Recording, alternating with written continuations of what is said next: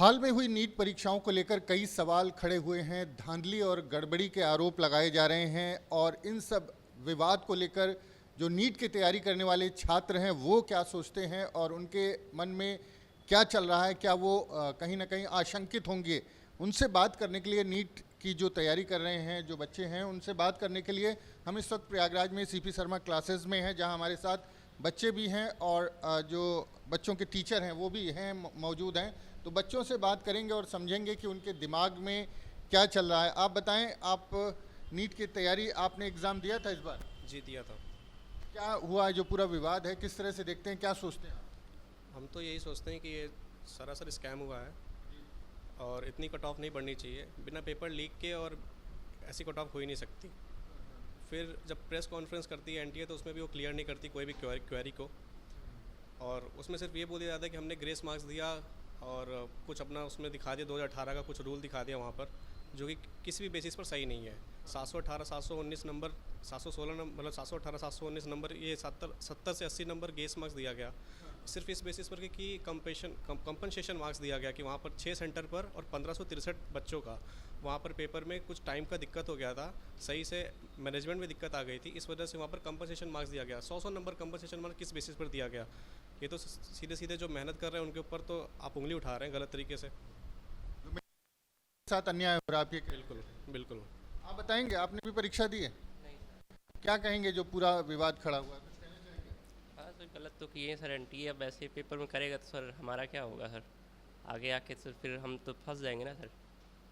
Sir आपने NEET की परीक्षा दी है, आपने, आप क्या कहेंगे, आपके मन में भी कोई आशंका है? पहली बात तो जो एग्ज़ाम हुआ है टोटली अनफेयर हुआ है, पेपर लीक हुआ है डेफिनेटली।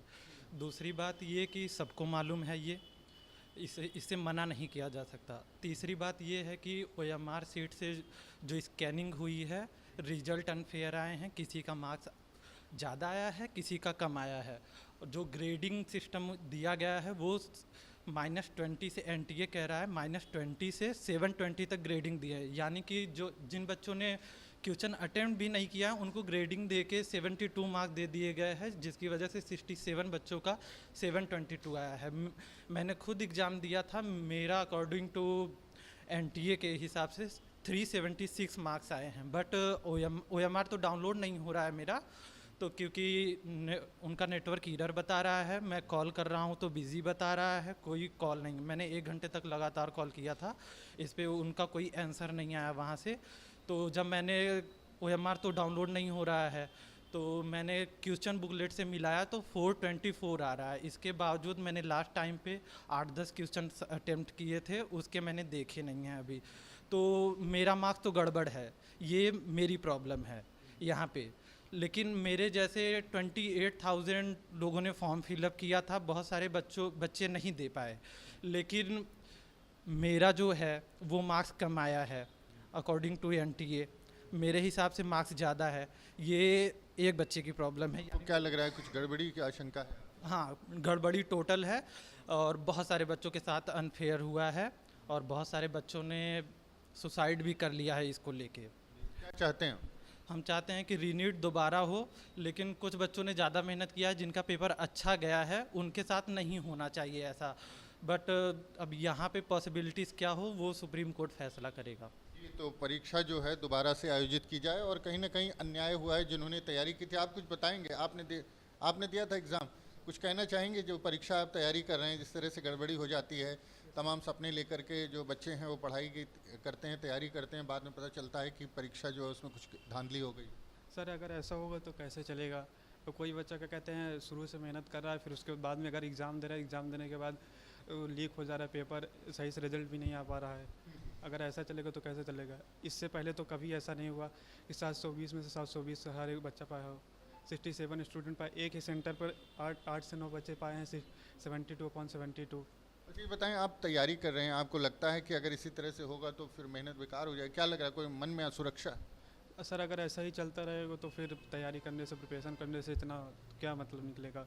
कोई फ़ायदा नहीं। एग्ज़ाम दे के और एग्ज़ाम लीक हो जा रहा है। जिसका एग्ज़ाम अच्छा जा रहा है उसका नंबर कम आ रहा है, जिसका एग्ज़ाम सही नहीं जा रहा उसका नंबर भी ज़्यादा आ रहा है। ऐसा चलेगा तो कैसा होगा सर? ये तो निश्चित तौर पर असुरक्षा है और कहीं ना कहीं हौसला जो है वो कमज़ोर होता है। हमारे साथ शर्मा जी भी हैं जो बच्चों को पढ़ा रहे हैं, जो ये नीट की तैयारी करते हैं, उनसे बात कर लेते हैं।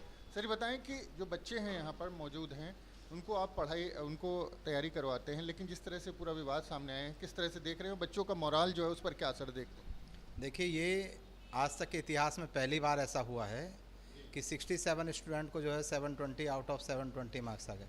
पहले कभी एक आध बच्चे का आता था, तो एक्स्ट्रा ऑर्डिनरी बच्चा जो होते हैं वो हमेशा से होते आए हैं, लेकिन इतना तो ये तो बिल्कुल इम्पॉसिबल चीज़ है, हाइपोथेटिकल चीज़ है कि इतने स्टूडेंट्स का फुल मार्क्स आ जाए। इससे बच्चों का मोरल बहुत डाउन हुआ है और जो बच्चे ईमानदारी से एफर्ट करते हैं उनके साथ में चीटिंग है। हमने देखा कि बाकी सब चीज़ें ठीक चल रही हैं, लेकिन हमारे जो तंत्र है, हमारा जो ये प्रशासन है, शासन है, ये एग्ज़ाम जो है सही से कंडक्ट नहीं करा पा रहे हैं। मैक्सिमम एग्ज़ाम में यही हो रहा है कि पेपर लीक हो जा रहा है, तो ये बच्चों का भविष्य जो है अंधेरे में, अंधकार में हो रहा है। तो मेरा यही कहना है कि इस तरह की चीज़ों को रोकी जाए। और पता तो ये लगा है कि ये 720 आया कैसे, हम लोगों ने भी इसको फाइंड आउट करने की कोशिश की। तो थ्योरी कहीं ये निकल के आई कि बच्चों को पेपर पहले कहीं से मिल जा रहा है और मिल के उनको आंसर याद करा दिए जा रहे हैं। आंसर याद करा दिए जा रहे हैं, बच्चा जाता है वहीं पे वो पूरा का पूरा लिख के चला आ रहा है। तो आपको ऐसा नहीं लगता कि इतने सारे बच्चे जो है वो पढ़ करके भी पा सकते हैं? कभी ऐसा हुआ है इसके पहले? नहीं, पढ़ के पा सकते हैं, ऐसा नहीं कि पढ़ के नहीं पा सकते, एवरीथिंग इज पॉसिबल, लेकिन वो उनकी संख्या बहुत कम होती है। वो एक दो की उसमें अंते हुए इतने स्टूडेंट नहीं पा सकते। अब तक जो परीक्षा होती है उसमें कितने बच्चों को इतना मिलता रहा है? एक दो स्टूडेंट को मिलता है, नीट में या जेई में एक दो स्टूडेंट को ऐसा होता आया है। इस बार तो 67 स्टूडेंट, मतलब ये सोच नहीं सकता, बियॉन्ड इमेजिनेशन है। तो इससे बच्चों का मोरल डाउन हो रहा है। और मेरा तो यही कहना है कि देखिए, और ये ग्रेस मार्क का जो है एक नया फंडा इन्होंने निकाला है। पहले कभी ग्रेस मार्क्स नहीं मिलता था, मिलता भी था तो ये कभी डिक्लेयर नहीं करते थे, ओपनली कभी नहीं बोला इन्होंने। इस बार पहले बोल दिया एनटीए ने, तो ये सारी गलती जो है एनटीए की है। ये एनटीए जो बॉडी है इसको सस्पेंड करना चाहिए और किसी और को जो है इसके जो परीक्षा कराने का जिम्मेदारी देना चाहिए। एनटीए को हटा करके किसी और को देने। आप बताएंगे, आप भी तैयारी कर रही हैं, आप क्या कहेंगी जिस तरह से पूरा विवाद सामने? सर, रे एग्ज़ाम होना चाहिए ताकि हम सब लोग दे सकें, क्योंकि अब की बार तो काफ़ी बड़ा वाला फ्रॉड हुआ है। तो मोराल पे कितना असर पड़ता है? आप लोग घंटों पढ़ाई करते हैं, कोचिंग जाते हैं, घर में पढ़ाई करते हैं, मेहनत करते हैं, फिर पता चलता है कि पेपर लीक हो गया है, तो क्या सोचते हैं? रे एग्ज़ाम सर। आप बताएंगे, आप भी बताइए, आप भी पढ़ाई कर रही हैं, क्या लगा इस पूरे घटनाक्रम से? सर, लगा यही कि एग्ज़ाम होना चाहिए, क्योंकि हम लोगों के साथ चीटिंग हो रही है सीधे सीधे। बाकी जो बच्चे मेहनत करके ला रहे हैं उनका क्या, और इतनी सीट तो एम्स में भी नहीं होगी जितने 720 लाए हैं। तो सर, री एग्ज़ाम कराए तो ज़्यादा सही पड़ेगा। री एग्ज़ाम होना चाहिए। आप बताइए, आपको क्या लगता है जो पूरा विवाद सामने आया, क्या कहेंगे आप? एनटीए ने पहली बात तो पेपर भी इस बार काफ़ी इजी बनाया था, उनको लेवल भी थोड़ा सा अप रखना चाहिए था। और ग्रेस मार्किंग तो नहीं ही करनी चाहिए थी, मतलब इस बेसिस पे कि जिन बच्चों को 1 मिनट कम मिला है उनको 4 नंबर दिया है। ऐसे तो जिन बच्चों ने पेपर अटेम्प्ट भी नहीं किया उनको भी 4-4 नंबर दिया हुआ है। और अब तो ऐसा हो गया कि मतलब फुल मार्क्स पे भी तुमको टॉप कॉलेज नहीं मिल रहा है, तो ऐसा तो नहीं ही हो पाएगा। और मतलब कुछ तो मार्क्स ऐसे हैं कि एक मार्क्स पे हज़ारों बच्चे हैं, तो किसको कॉलेज मिलेगा, किसको नहीं मिलेगा। नंबर आने के बाद भी कॉलेज नहीं मिल रहा है तो क्या ही मतलब है। और ये भी है कि अगर तुम नेक्स्ट ईयर भी एग्ज़ाम दे रहे हो तो नेक्स्ट ईयर ऐसा ना हो, इसका क्या भरोसा है। आपकी जो तैयारी है, आप पढ़ाई करती होंगी, चूँकि तैयारी कर रही हैं, उस पर भी कुछ असर पड़ा है कि नहीं? अब हम क्या करेंगे पढ़ के, इस तरह से चीज़ें? नहीं, मतलब ऐसा तो नहीं सोचना चाहिए कि पढ़ के क्या करेंगे, क्योंकि दुनिया में एक ही चीज़ से है नहीं करने को, काफ़ी कुछ कर सकते हैं। नीट की तैयारी के बारे में मतलब अगर नीट की तैयारी कर रहे हैं और ऐसा कुछ हो जाता है, एक बारी और प्रिपेयर करके देख सकते हैं। लेकिन अगर काफ़ी बारी ऑलरेडी ड्रॉप ले चुके हैं तो उसमें थोड़ा सा रहता है कि अब क्या करेंगे, तो मोरल तो काफ़ी डाउन हो जाता है उस टाइम पे। लेकिन जो बच्चे मतलब नहीं दिए हैं या फिर उनका फर्स्ट अटैम्प्ट रहा होगा तो उनका मोरल फिर भी ज़्यादा नहीं डगमगाता है। लेकिन जो 2-3 अटैम्प्ट दे चुके रहते हैं उनको थोड़ा सा लगता है कि अब कैसे। ड्रॉप भी लिए उसके लिए किस तरह से? नहीं, जैसे मैंने तो एग्ज़ाम दिया नहीं था इस बारी, तो फिर मेरा तो फर्स्ट टाइम ही होएगा, तो मुझे तो जैसे अभी है कि हाँ ठीक है दे सकते हैं, कोई दिक्कत नहीं है। लेकिन अगर नेक्स्ट ईयर ऐसा ही होएगा तो फिर नहीं कर पाएंगे कि ऐसा कैसे हो गया। अगर अच्छा भी नंबर आया फिर कॉलेज नहीं मिलेगा, फिर हमें लगेगा कि फिर क्या करेंगे पढ़ के। लेकिन ऐसा नहीं है कि पढ़ाई बंद कर सकते हैं, पढ़ सकते हैं, कुछ और कर सकते हैं। पढ़ाई कभी व्यर्थ नहीं जाती। आप बताएंगे, आप क्या कहेंगे? सर, पहली बात तो जिस दिन पेपर कंडक्ट हुआ था उसी दिन पुलिस से खबर आई थी कि बहुत जगह पेपर लीक हुए हैं कुछ सेंटर्स में, तो उस समय कोई एक्शन नहीं लिया गया। तो एनटीए को वो भी देखना चाहिए। और अगर वो री एग्ज़ाम कराने को तैयार नहीं है तो लोगों को ग्रेस मार्क्स हटाए, वापस से रिज़ल्ट निकाले और वापस से जो रैंकिंग सिस्टम है उसको चेंज करे, लोगों के ग्रेस मार्क्स हटा दे और जहाँ जहाँ पे लीक हुए हैं उनके पेपर रद्द किए जाए, तो उनको कुछ एक्शन लेना ही चाहिए। आपकी पढ़ाई पर भी कुछ असर पड़ा जब ये खबर आपने सुनी? तो निराशा तो हुई होगी, घंटों की मेहनत और उसके बाद इस तरह से रिज़ल्ट ही जब उसमें गड़बड़ी हो जाए। सब पहले सब सोचते थे कि 640 650 में हमको कोई अच्छा कॉलेज मिल जाएगा, लेकिन मेरे बहुत सारे जो दोस्त हैं इनके 630 40 आने के बावजूद भी उनकी रैंक बहुत कम है और नहीं मिल पाएगा, उनको फिर भी ड्रॉप लेना पड़ेगा और कोई दूसरा ऑप्शन नहीं है उनके पास। तो कोई दूसरा ऑप्शन नहीं। आप बताएंगी, आप कुछ बताइए, आप भी तैयारी कर रही हैं नीट की, क्या कहेंगी जो पूरा विवाद आया है जो नीट का एग्ज़ाम हुआ उसको लेकर के? सर, जो इतना बड़ा विवाद हुआ इसके कारण जो बच्चे का मोरल होता है वो एकदम से एकदम डाउन हो जाता है। कुछ बच्चे होते हैं जो बहुत ही लो फैमिली बैकग्राउंड से आते हैं, जिनके पास सिर्फ 1 साल होता है कि उनको इस बार क्लियर करना ही करना है, माँ बाप पैसे लाते हैं, सब करते हैं, लेकिन फिर उसके बाद इस सारा स्कैम हो जाता है, ग्रेस मार्किंग मिल जाती है, बच्चे की सारी मेहनत सारा इनपुट सब तो वेस्ट हो गया। अब उसके पास तो कुछ बचा नहीं ना, अब वो किस बेसिस पे दोबारा तैयारी करे? क्या ये अगली बार नहीं होगा? अगर अगली बार होता तो फिर उसका पूरा साल बर्बाद। और उसका एक जो सपना होता है, जिस मोटिवेशन से उसने शुरुआत की होती क्लास 11th में कि हम डॉक्टर बनेंगे, एम्स जाएंगे, जो मेरी कंडीशन हुई है वो हम किसी और की नहीं होने देंगे, लेकिन वो दोबारा से क्रिएट हो जाएगी ना। उसका जब सपना ही नहीं बचेगा तो वो सिर्फ अपना दिन चलाने के लिए पढ़ेगा, फिर वो मोटिवेशन नहीं आएगा, वो मोरल एकदम ख़त्म हो जाएगा, तो वो क्या करेगा पढ़ के? मोटिवेशन नहीं आएगा और मोरल पे असर पड़ेगा। आप क्या कहें?